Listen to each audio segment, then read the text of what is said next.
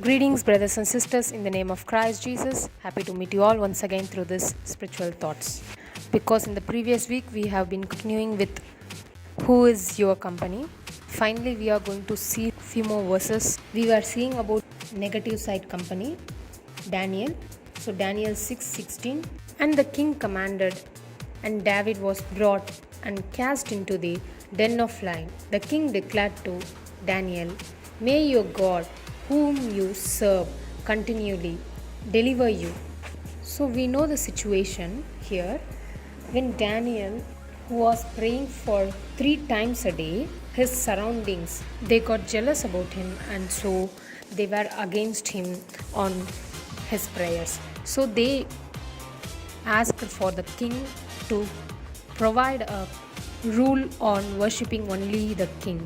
So when they got the permission, they targeted Daniel on how he prays and what we will do to him.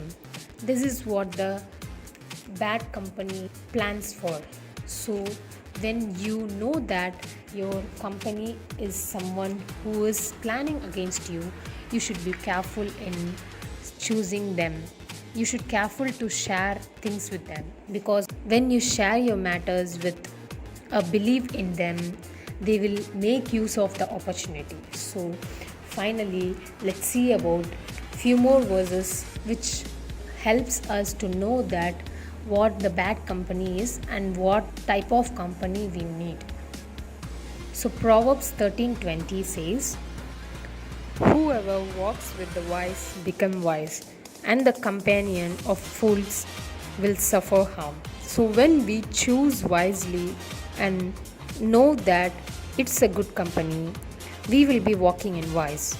And whoever chooses the bad company and keep on following them, keep on trusting them, you will be like suffering some kind of a harm. You will be deceived by them and you will be suffering in the end. So this is what the Bible is trying to give us a wisdom on what company we need to choose. And finally, 1 Corinthians says, do not be deceived. Bad company ruins a good morals. So finally, this verse is also explaining us that choosing a bad company can ruin a person. So we need to choose it wisely. We never need to be deceived by the world. We should be aware of what company we have. We should search for a good company and we should pray for a good company. Even we need to be a good company to others.